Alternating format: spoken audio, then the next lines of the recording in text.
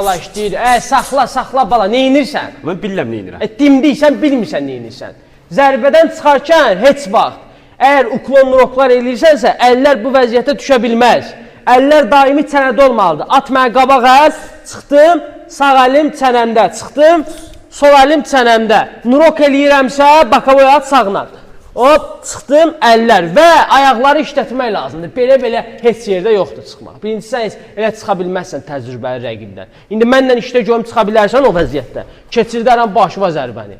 Aydındır, həmişə işləyəndə ayaqları da işlətmək lazımdır. Belə yox, bax, ayaqlardır. Rəqib sənə zərbə atdı, uklon edin, qalxdın. Rəqib sənə atdı zərbə, uklon edin, qalxdın. Atdı sənə yandan zərbələr, ayaqlarından çıxmalısan və sən oturmalısan maksimum. Rəqibin gözünün içinə zərbələrini görməlisən, ona baxmalısan. Yoxsa belə, sən rəqqassan, striptizsən, nəsənsən.